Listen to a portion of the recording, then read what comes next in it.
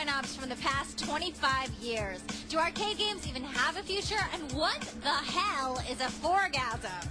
It's time to turn back the clock as we break down the best arcade games of all time right here, right now on Filter.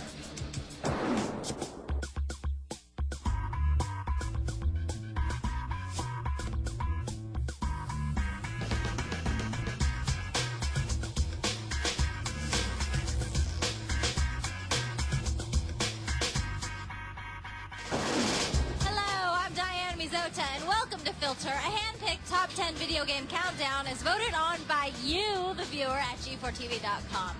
Once upon a time, there were no Xboxes. Memory cards were the stuff of childhood fantasies, and multiplayer punch-ups happened after, not during, your game. It was a different time, a golden era when your highs and lows were purchased one silver quarter at a time. It was the era of the arcades, and for most of you, it was the time of your lives. That's why we're here at the Family Amusement Corporation in Hollywood to count down the top 10 arcade games of all time. So, what defines an arcade game as being great, and what are some of the greatest arcade games ever? Here's what a few of you had to say.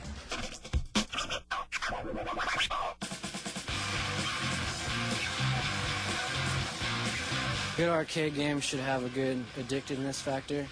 A lot of shooting, a lot of action. Just really fast-paced, so, people can get through it fast and keep interested in it. A good arcade game should keep me entertained, give me a good value for the money I'm putting in.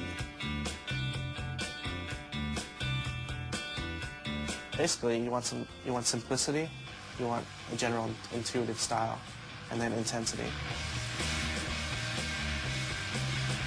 Numerous fighting games are always fun in the arcades. The Virtua Fighter series, the Street Fighter series, those are the ones that garner tournaments. I like fighting games, action. Space Invaders, Pac-Man, Super Mario Brothers, and going through it on single quarter. That's when you know you're a geek. Ms. Pac-Man. I really liked that game a lot better than the original. I don't know, just cool effects, like something that looks cool.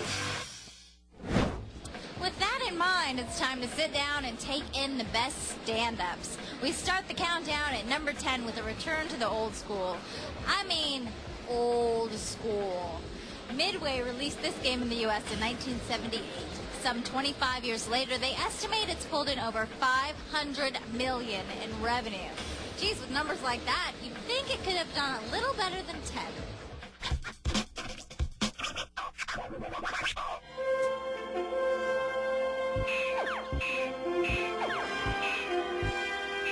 I thought Space Invaders was really fun, and I would always, remember that sound, that jump, jump, jump of the aliens coming down, and it would get faster and faster until you died.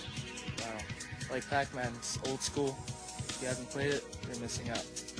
It evokes memories for me. I remember, walking in an arcade in 1976, and you walked in an arcade and all the machines were Space Invaders. There was nothing else. It was just Space Invaders. If you went in an arcade and you weren't there to play Space Invaders, then you weren't going to play anything.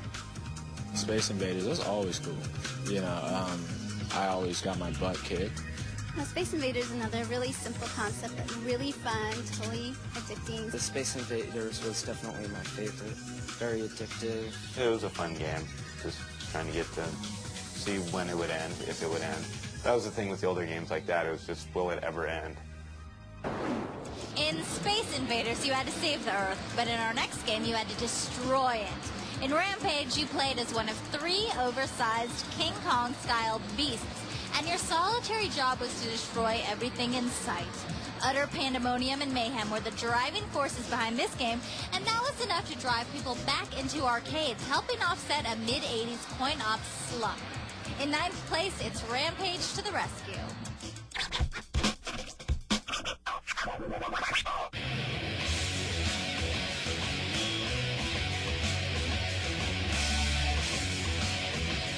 Yeah, Rampage is a cool classic game as well, simply because it's all about destruction. It's fun. Simple fun. You get up on a building, you tear it down. Rampage was a great game. I always liked to be the green monster because I could identify with him. Yeah, Rampage was a lot of fun. I like the style of the drawings and how it was like it had some open characteristics that other games of the time didn't have. Like you could go down and eat a human being, or you could just stay there punching, building, or you could like punch someone else. You could be these big monsters, and then you play with your friends, and then when they die, you can eat them. So that definitely made you feel better about yourself, knowing that you can grab little people and eat them. Let's keep it King Kong style as we climb one more spot up the countdown to Donkey Kong. The colorful Nintendo classic had you hurdling barrels in an attempt to rescue a princess from a crazy gorilla. And while you all might remember the light blue cabinet and the orange markings, how many of you realized that this was Miyamoto's first game, or that it was Mario's debut? The Thriller with the gorilla comes in number 8.